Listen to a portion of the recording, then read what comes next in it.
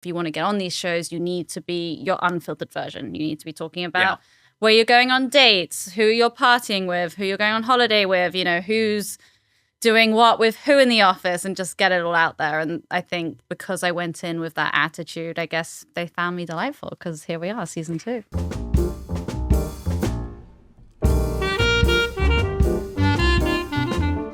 Welcome to the first episode of Insider Trading. This is the show where we sit down with experts across all industries to talk about and trade the insider information that they've learned along the way.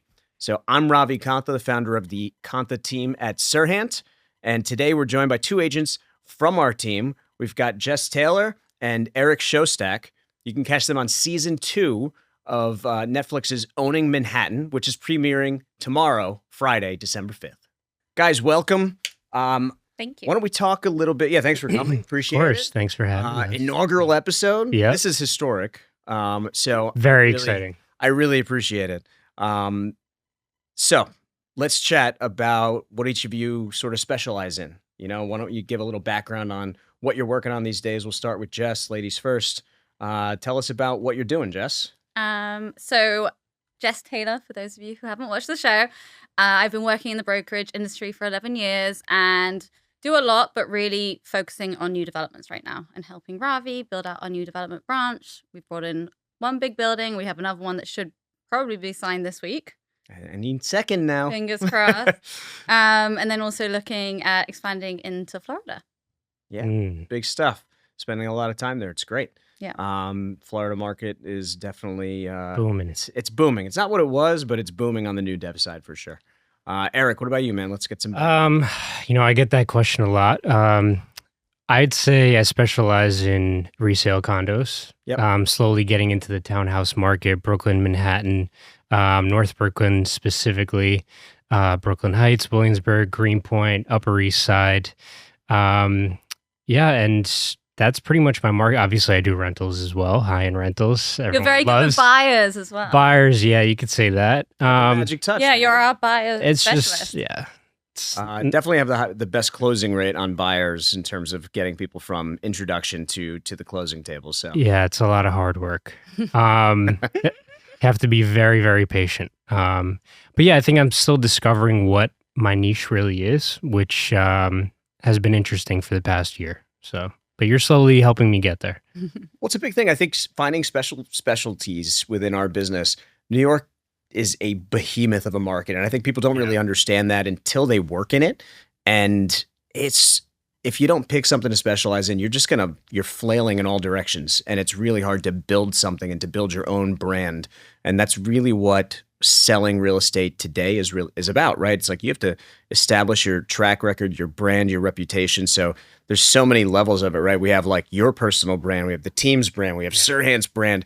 It's like brand overload, but it is important to have an identity, right? Because there's so much BS out there. You really want people to understand who you are and why they should work with you. And I think that's also the benefit of being on a team, because when you're by yourself, you'll have clients and you want to service them everywhere. Whereas now if I have a buyer, I'm going to send them to Eric because I know you're really good at them and have the time and the patience for it.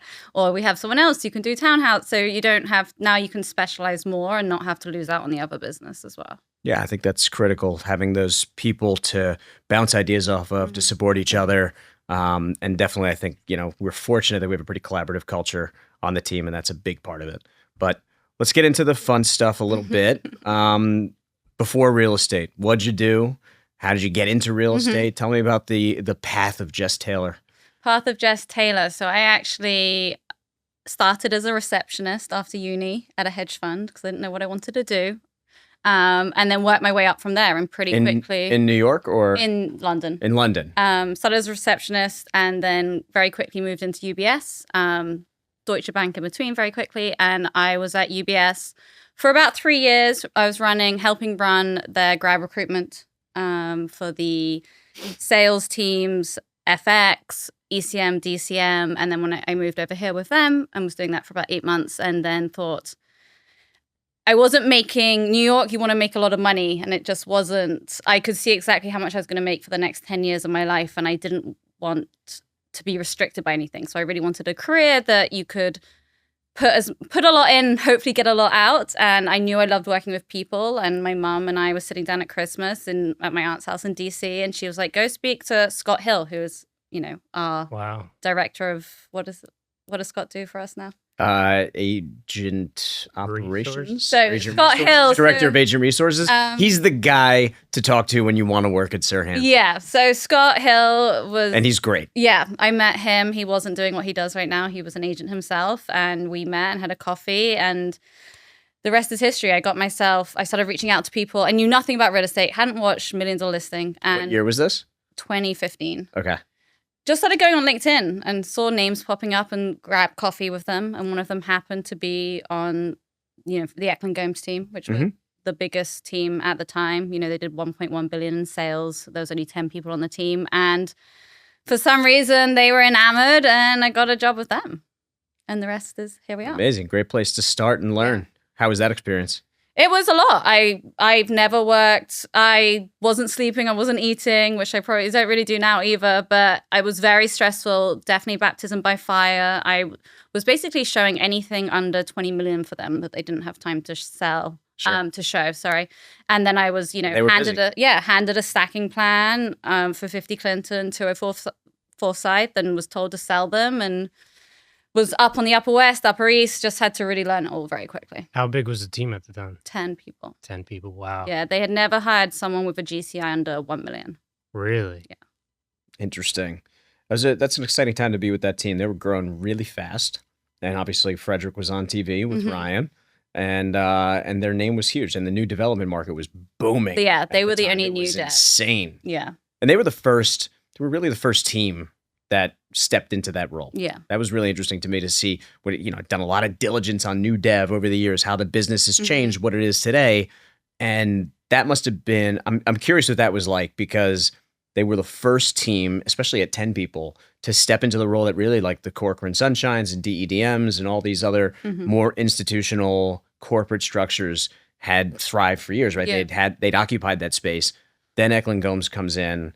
They start pushing into new dev. What was that like being a part of that and seeing that play out firsthand, like in the earlier years of that move? Well, I think because I didn't have any experience, I didn't realize at the time. But yes, it was, as I said, I got to see things from the very beginning, get in rooms that I wouldn't necessarily be part of. And yeah, they were selling everything. They had 215 Sullivan that was closing, 36 Bleecker, 11 North Moore, 11 Beach, 290 West Street. There was just so much. So it's just learning. You just had to learn it very quickly. So it was very cool to be part of. And I don't think I realized what a unique opportunity it was until I sort of stepped away from it. What's the best lesson you learned from Frederick and John?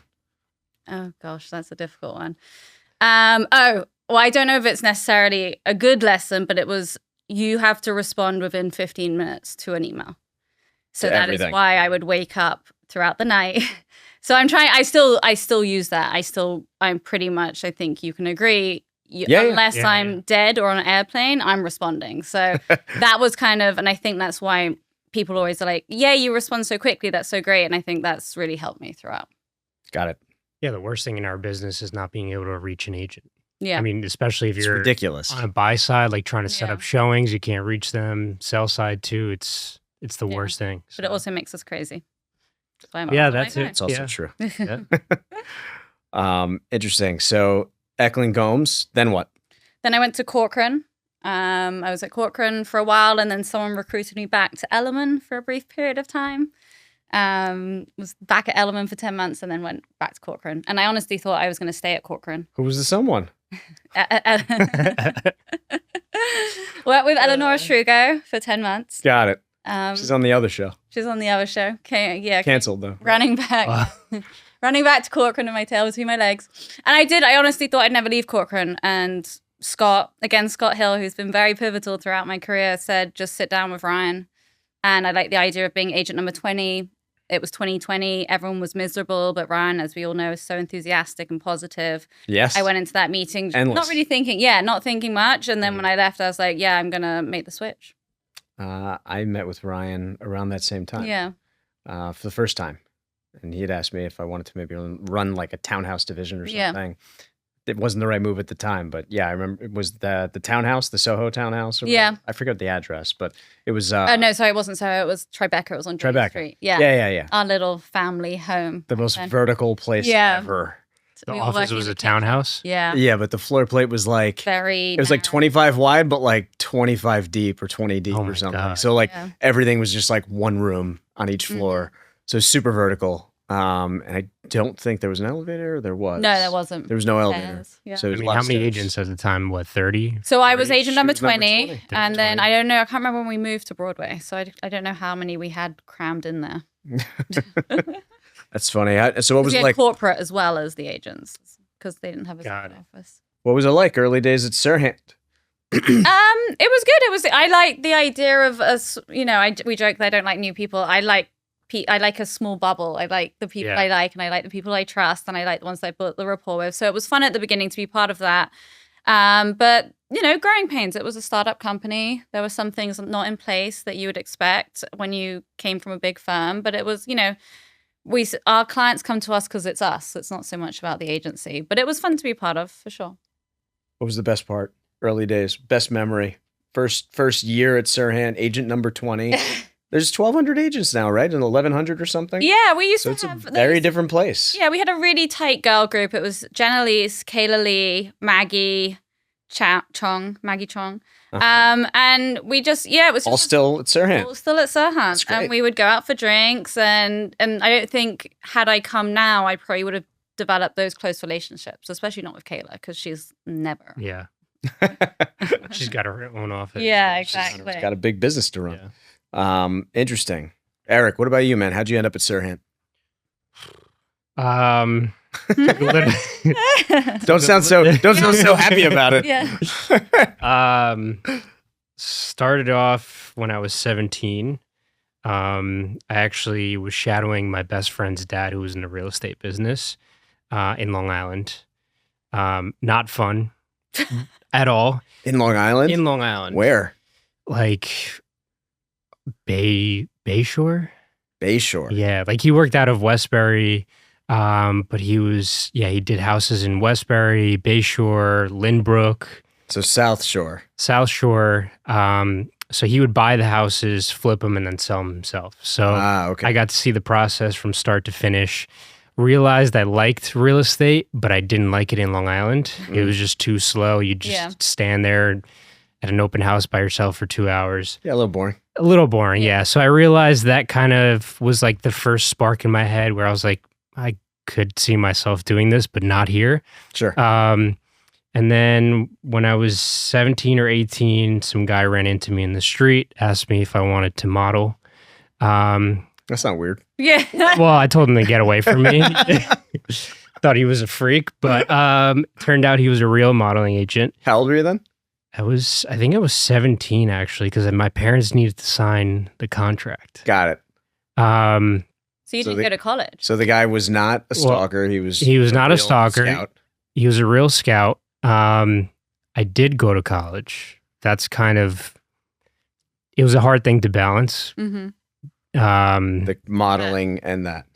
Yeah, because In college. Yeah, college it was tough because I'd be going down every weekend to go to castings, and then Going down where? Where'd you to the go? city. To the city. Well, yeah, I went to Oswego. And so you were at upstate in college and you're going down to the city for the Yeah, stuff? so it was like a 6 Oh, wow. hour. So Oh my God. when everyone's partying, Yeah. Thursday, Friday, Saturday, Sunday, I'm down in the city going to castings. Yeah. Oh, you poor thing. Yeah, I know, right? Hard life. I wouldn't pin you for a model. I'm just kidding. Yeah, that was me.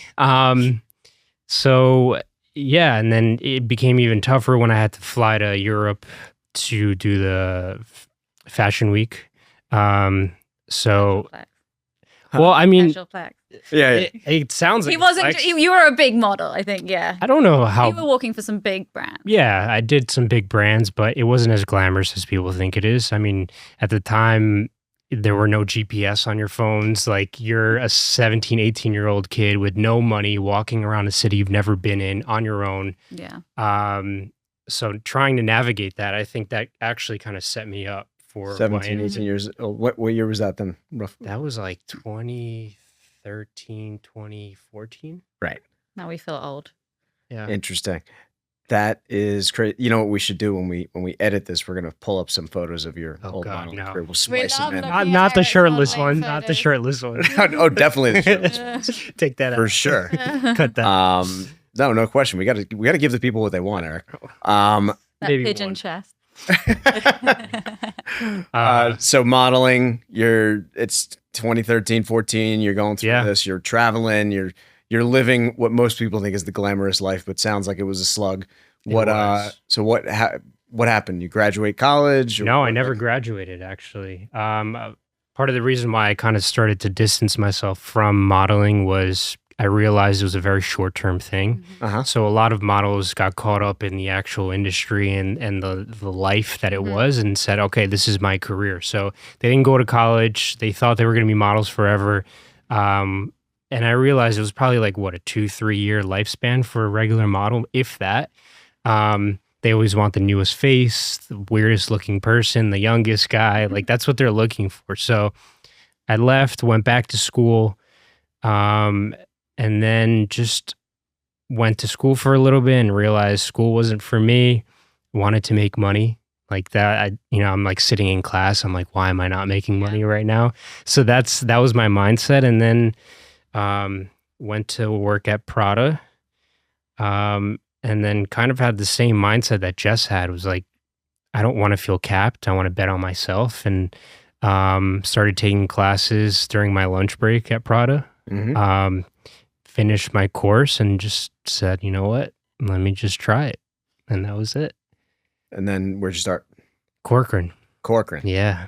And And feels that like everyone starts at Corcoran, Yeah. right? 2020, That was, I 22? think, 2022, yeah. 2022. Man, it's Yeah. so recent. It's funny. Yeah. That is. It feels like you've recent, been doing it for longer. That's a It compliment does, to yeah. you. Why real? I guess for both of you, why real estate though? Like of all the things you could bet on yourself, why real estate? I always find this fascinating because real estate is never someone's first choice, right? How many people do you know are like, yeah, I graduated college, got my dream job at Corcoran, Yeah. and No, you're right. like I Yeah. just started from there. Yeah. I've met maybe 3 or 4 people in this business who are successful who like this is all they've ever done. And most of them, frankly, like they come from a family that does this Yeah, or that something. makes Mom and dad did it, or an aunt or uncle or somebody. So I'm curious, why real estate? If you're going to bet on yourself in New York, why was it real estate? Well, I think most people come into the workforce with a mentality of, I need a 9 to 5, especially old school mentality when you have immigrant parents. 9 to 5, insurance, benefits, all that. Yep. So that was my thinking. And then if you have the entrepreneurial spirit, you just you don't want to be capped. Like you're sitting at a 9 to 5, you're getting told how much you're making, you can't bet on yourself. You just have this fire that you need to let out in some way. And for me, like I said, I've started real estate on, working with my friend's dad. And then I realized like, this is the perfect opportunity, the perfect time. What am I going to do? Wait till I'm 35, 40? Like it just doesn't make sense. So for me, that was it. 540. I mean, yeah, I thought Yeah, shut up. going at Yeah. 25. Turned 40. You guys are old. Get over it. 2 weeks ago. Thank you. Anyway, what about you, Jess? I think my mum on the side is a career coach, and I've always enjoyed people. That's what I've always liked. I've done a lot of different jobs, whether it's like working at a charity, working in recruitment, being a waitress, and the people aspect was always that. So it was, do I want to do wealth management, which UBS is very prolific at, or do I want to do real estate? And the wealth management route would have taken 2 more years of studying, and I just thought, I don't want to wait. I'm very impulsive. Let's give this a try. If it doesn't work out, I can always do something else. And it was only me. I didn't have a mortgage. I had my rent. If I had to eat baked beans for a few months, then so be it. And it wasn't so much real estate. It was how can I harness the things I love, which is working with people. And real estate was really one of the main options for that. Sure. Yeah, I think that's a good answer. I think what I find is real estate seems to attract people who, one, you have to like you have to like real estate, right? Like that's one Yeah. thing neither of you said, but you actually have to like real estate to sell you? it. I think so. Yeah, I don't think you can sell something you don't like. I think it's because you're forcing it the whole time, right? Like I really don't think a real estate agent who does not like real estate, you don't have to like it all, Yeah. right? Like you love new development. Yeah, that's true. You hate old co-ops, right? Like you don't like them, Yeah. No. right? So, but Nobody where do likes you old spend co-ops. most of your time, Yeah. that's right? true. And Eric, But that's the people that come from it. I'm just playing devil's advocate because I wouldn't say that real estate. I love walking into a pretty apartment, but I love the developers and I love the numbers behind it. yeah, but you love something about Yeah. it, right? Like when I say real estate, I guess it more loosely about the Yeah. industry, not just the asset itself. But I think it's also something you have to grow to love too. Like, you know that you want to do it, but you don't necessarily like, I never thought that I'd be doing like one of my first deals was like a $2,000 rental in Bushwick. You know, I didn't love that real estate. No. Oh but yeah, no, it's I agree. like- You're not gonna love every moment, of Yeah. it, or every asset. I mean, unless you are extremely lucky, and I've never seen that. I totally agree. I think Well, coming from you, your first deal was $100 million. So that's true. that's what, like, It's insane. Yeah. I don't even like, understand that. Like, it's, Cold calling works. I know it does. Tell people. I know. It actually So works. crazy. Cold call a billionaire. You sell $100 million asset. It's great. Yeah, that was a great. Yeah. My That was a good start. that was a good start. It gave me some momentum. Yeah. For sure. I also, at the same time, signed up my first 2 listings. So it was a lot. There was a lot happening then. It was crazy. Yeah. I think back to that, and in some respects, I was really, really appreciative and lived in the moment. It was like, oh, I'm changing my life, getting rid of my student loans and all that stuff. I paid off $320,000 of student loan debt in 6 months. Right, like Interesting. one of it, and my wife had like I think 70, 80, maybe $80,000, $90,000 of it, somewhere in that range, 80, something like that. Yeah. Anyway, paid off hers as part of paying off our debt together because she had supported me basically. She was in law school when I made the decision to go into real estate, and we knew that she was gonna do fine. She's Yeah. type A, absolute monster at school. Everything was always like perfect, like the total opposite of me with school. I was like you at school. I couldn't stand it. And the only reason I lasted was I had an Indian father and a Puerto Rican mother. And it was like, we will literally kill you if you don't finish school. Yeah. and so I stuck it out and I went to law school because Oh, God. I had with an Indian father, it was like, you are either going into, you're gonna be a lawyer or a doctor. We would maybe consider finance. That was like that. Those were the options at the time. I was so close-minded with that, and I don't fault them for it. Right? It's just that's how everyone has different sort of lived experiences with school. But looking back, it was a fucking disaster for me. I was terrible at school. Like I got good grades because I just got by. I was I was fortunate. I could memorize stuff at short notice.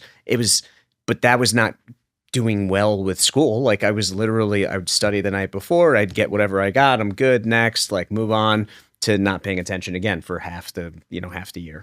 And sports was kind of what kept me involved with it, because I wanted to play football, I wanted to play lacrosse, whatever. But yeah, I was going crazy sitting at a desk. And then being a lawyer was the same thing. I was going crazy sitting at a desk. That's why I actually didn't realize that I wasn't meant to be a lawyer until I was no longer a prosecutor. Because I went from law school, I went to be a prosecutor in the Bronx. I was an assistant district attorney.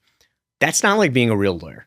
Like you're doing cool stuff, right? Like you're getting paid absolute shit, but like I'm doing like the last time I sat at a table like this, I was like doing an interrogation with a defendant about like, a fraud case or like a murder case or whatever. It's like you don't live a real life. You're like living Law and Order to some respects. It's less glamorous for sure, but it's not like being a lawyer where you like sit at a desk all day. Then I transferred into the appeals bureau where I was at a desk all day.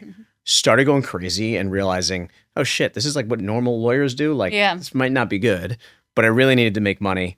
So then I started making spreadsheets of everyone who went to the schools I went to or was connected to my network, and I had contact information, what they did, what our connection was, and the last time I spoke to them, and I was trying to network into a job. And now I look back and I'm like, well, I'm an idiot because that was fucking sales. That was sales 101, right? That's all it was, is I was following up. I was doing everything I teach agents to do now and everything I do now. And I ended up at a law firm for a year. Great place, really interesting work, white collar and criminal defense and securities enforcement, exactly what I thought I wanted to do. And I hated it. And I couldn't stand it. I worked like a 16-hour Sunday and had like a mental breakdown. And so I was talking to my wife. I'm like, we got to do something.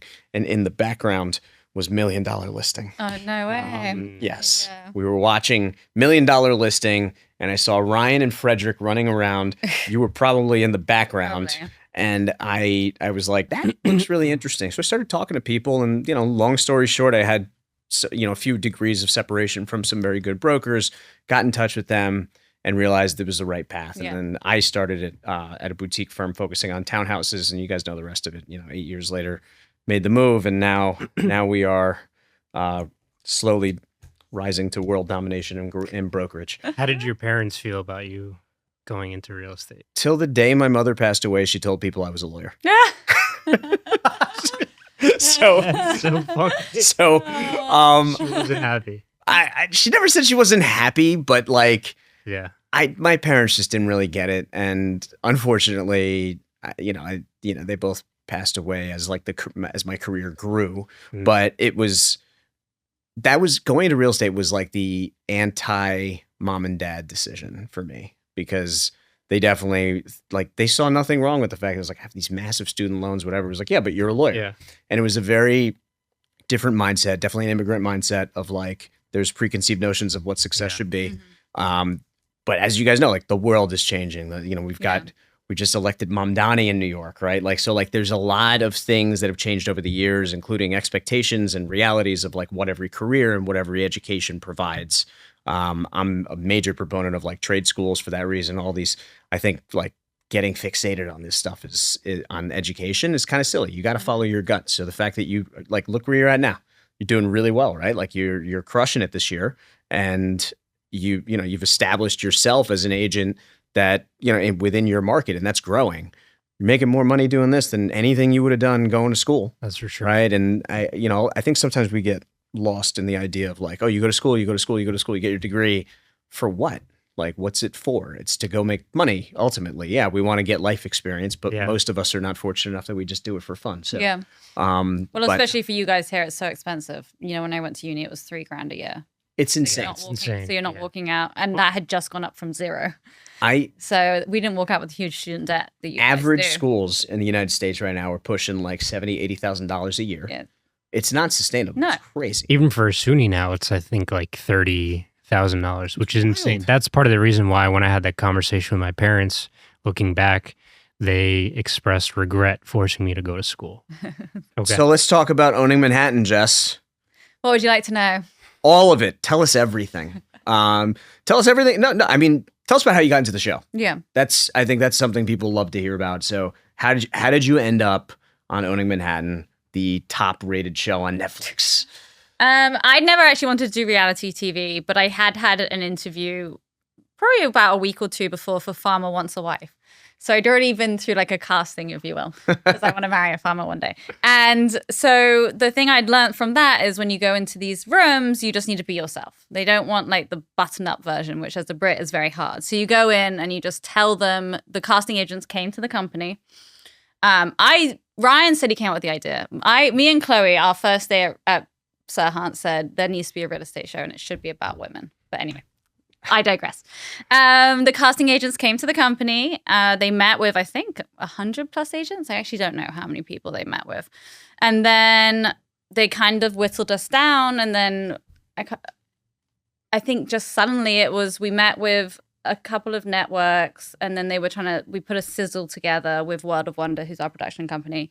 And I think that's when we kind of got the first idea of who the cast was. Mm-hmm. And then from that, they then went and was selling it to places and things like that. And then we didn't really know who the cast was or that it was going to Netflix until a couple of months before we started filming. Yep. But yeah, I just think if you want to be on these shows, you have to be yourself. And sometimes yourself can be rejected, but if you're holding it back and trying to keep, and that's what the struggle, being the consummate professionals that we are, but then trying to make an entertaining TV show, that's what I really struggled in season 1. But then you realize the casting people, if you want to get on these shows, you need to be your unfiltered version. You need to be talking about where you're going on dates, who you're partying with, who you're going on holiday with, who's doing what with who in the office, and just get it all out there. And I think because I went in with that attitude, I guess they found me delightful, because here we are, season 2. Is that comfortable for you? Like, to talk about all that stuff on, to strangers essentially, and know it's going to be on TV?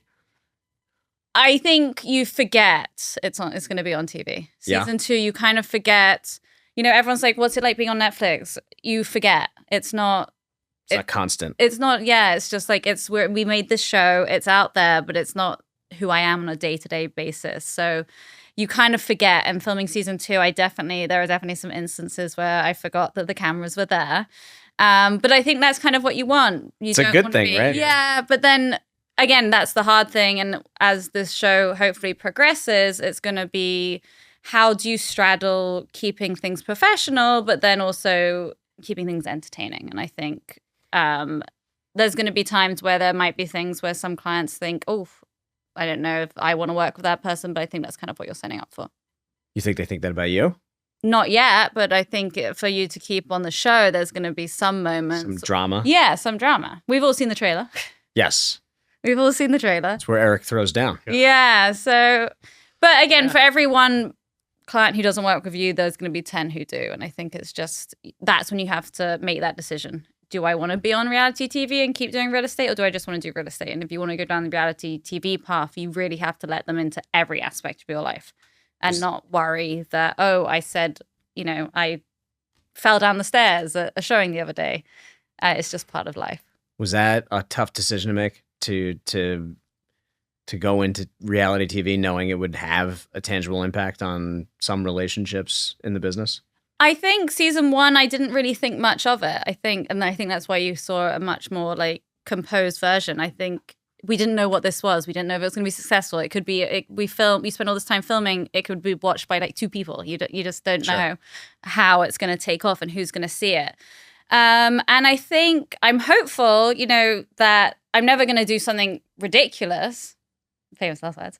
I'm never going to do something that's going to jeopardize my business, but it might give someone pause, because whatever happens with this fight, maybe someone's like, oh, I don't like how she handled it, and it might be because it was edited in a way that didn't necessarily portray what was happening. Right. That's part of the thing. There's a lot of footage, but it doesn't all make it in, right? Yeah, and people are going to relate to you in different ways. Like, they might love that the way we did 26 Washington Square North, or they might hate the way that went down in the office, and people are going to resonate with different things. And it's just, you're not going to be everyone's cup of tea, and you're just opening yourself up to a larger audience where people are going to judge you. But I think it's... You can't appease everyone. Huh? You can't appease everyone, that's for sure.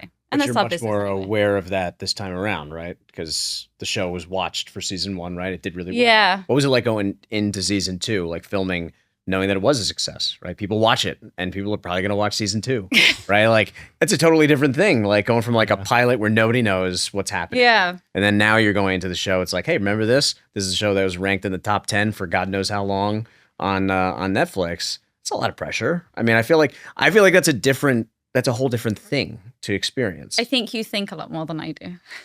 Really? I think I just was like, oh, here we are again. We're filming, you just go in, you hang out with your friends, you hang out with some people who aren't your friends, you show some amazing properties. Like how you snuck that in.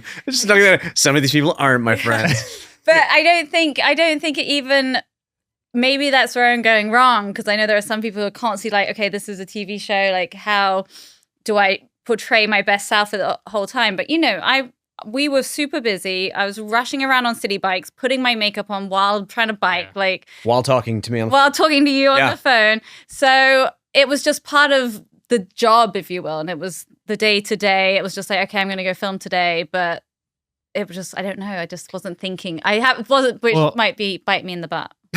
So what about you?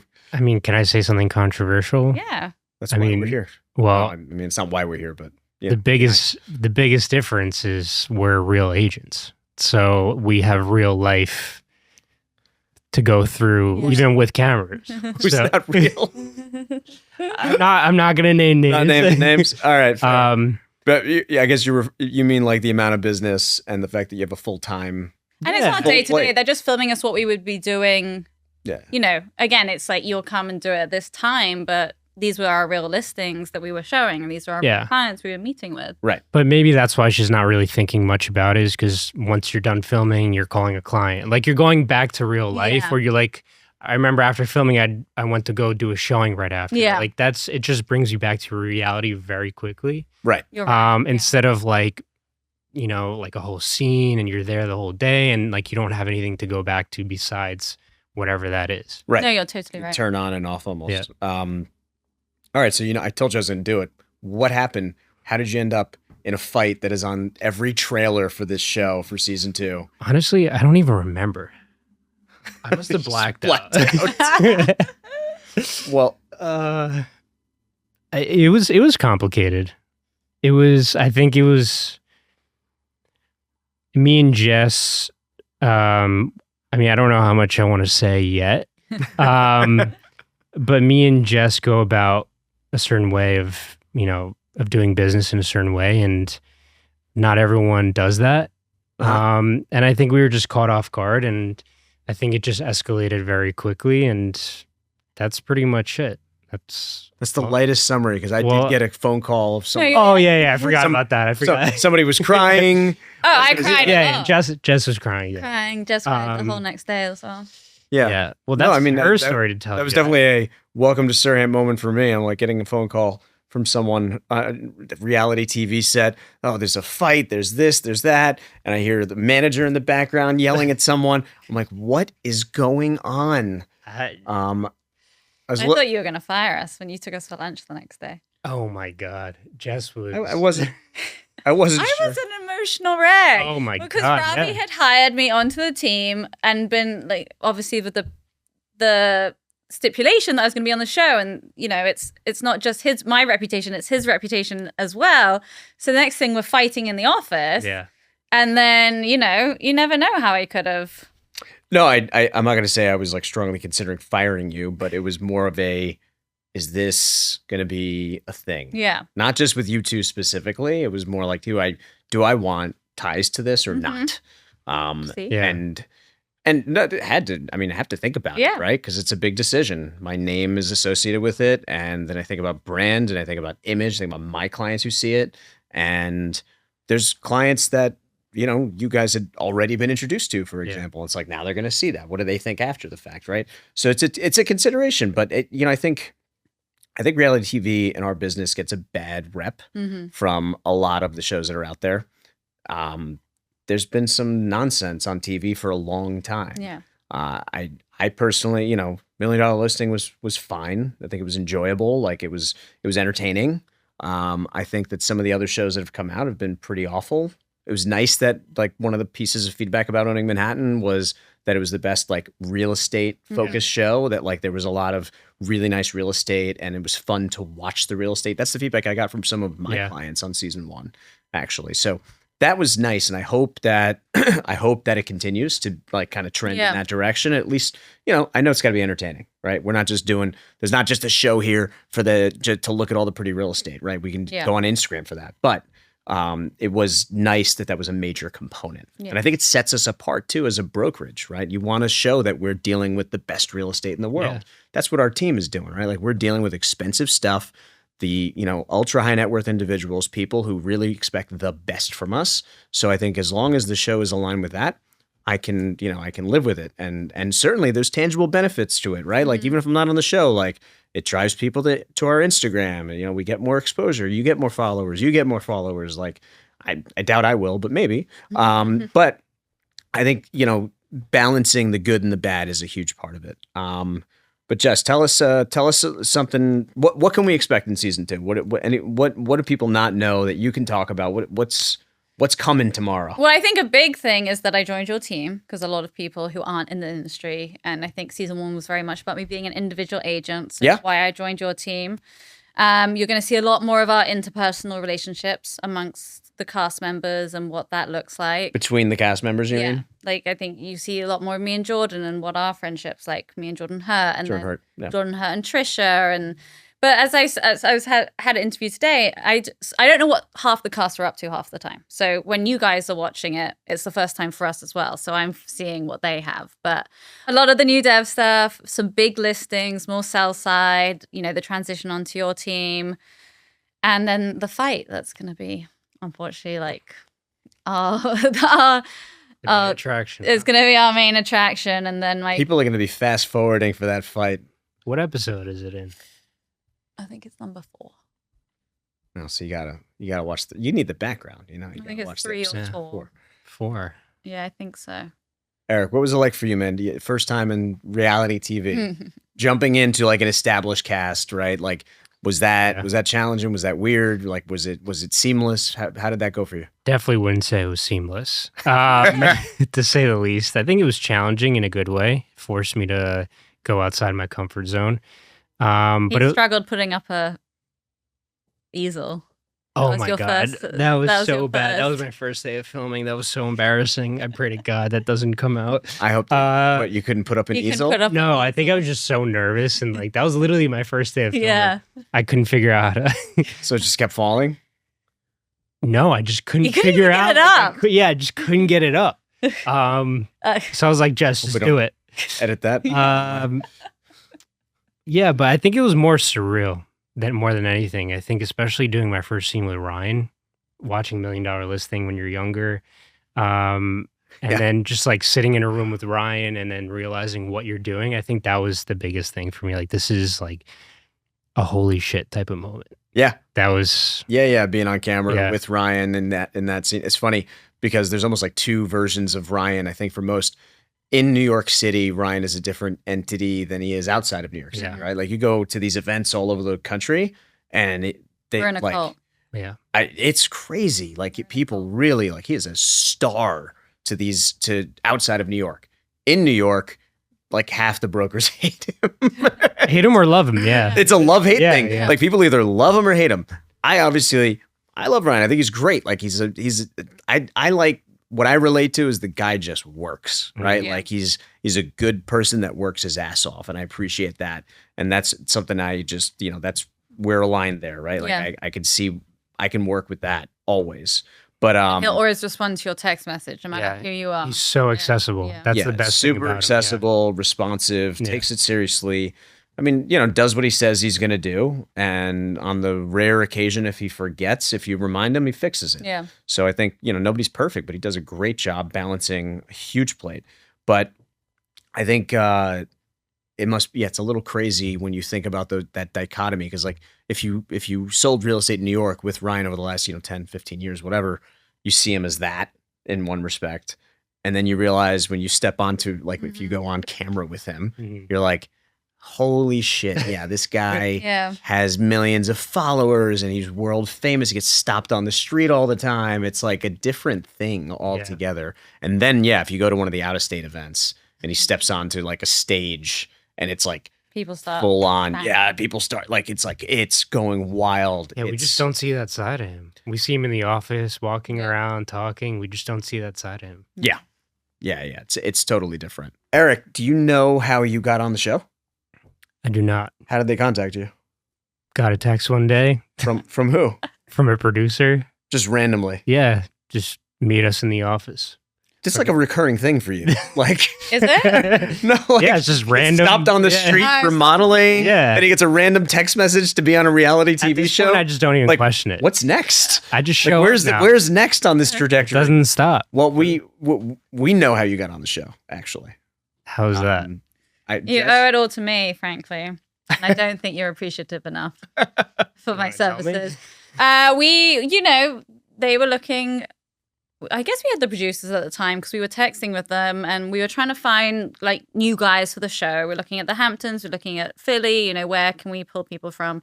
And Jordan and I were walking around the office and, we're taking some photos, one of them being you. Like unknowingly? Well, I don't remember you taking a photo of me knowingly. Unknowingly. I'm sure it's on my phone. Candid. Somewhere. Love that. And we went up to Paul and said, who is this? And got your name. And next thing we sent it to the producers. And here you are. So you're welcome. There you Thank go. You. Wow. Send Jordan a bottle of champagne. What about me? Get nothing. But I didn't know you were going to be on the team at the time. No, it was before that. But, So this is but right when I got to SERHANT. I ran into Jess like probably seconds after she took that photo. I ran into her. I'm like, "What are you doing?" And she goes, she explained to me. She's like, "Well, the producers asked me," and I said, "So you're just like walking around the office taking photos of guys?" And she's like, "Yeah, they asked me to." I'm like, okay. Seems about right. Yeah. That was the end of the Well, conversation. the secret is I only took one of Eric's. I don't want people to think I'm creeping on them. It's okay now because you're on the team. You're on the team and you're on the show. You were the only one from the office on that day. I was the only one at the office on that day. As in that I took a photo. Oh, okay. I'm not Now just I feel going special. around Yeah. the office. Yeah. Like, we were looking mainly through the SERHANT pages. Yeah. Interesting. Well, thank you. You're I welcome. appreciate that. Welcome to the Yes, chaos. of Yeah. course. welcome to Thank the you for having me.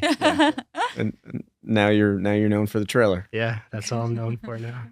All right, so we like to end every episode here with some sort of commentary on what insider secrets you guys can, we can trade from different backgrounds and experiences, because the whole premise here is we're going to talk to people who have a total different array of careers and backgrounds, and generally succeeded at, career number 2 or 3, and really like grinded and hustled to get there. So you guys have really different backgrounds to get where you are.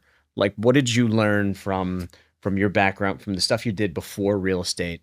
What'd you learn that you still use today all the time?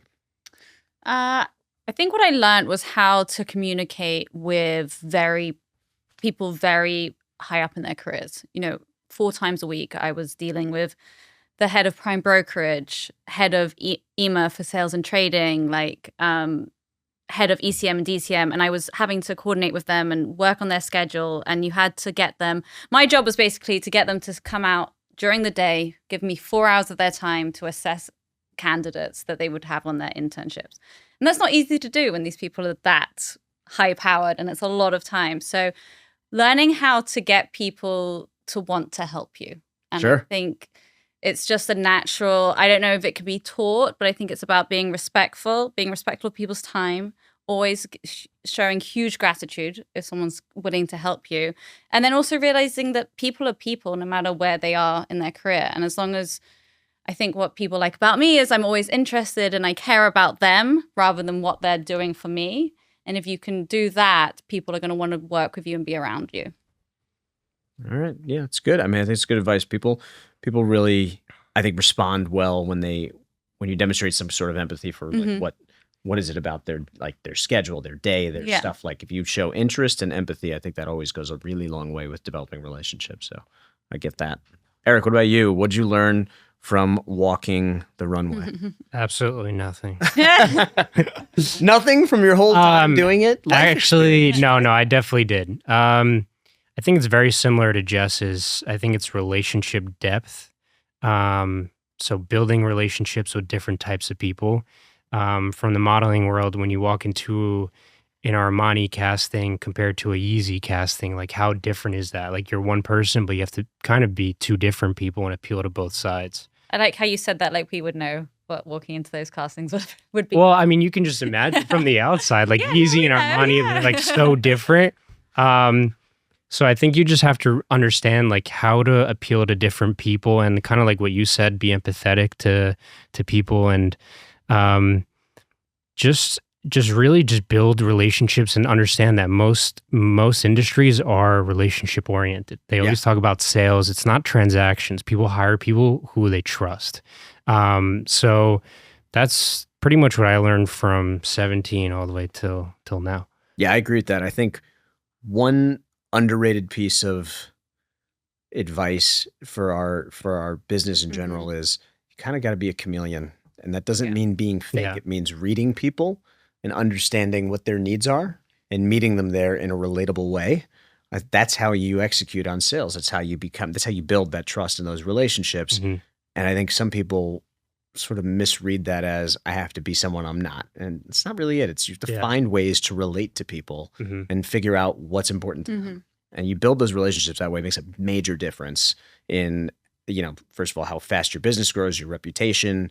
But once you kind of unlock that, it's a major step as a salesperson, as a broker. All right. Well, guys, thank you both for coming. Thank you for having me.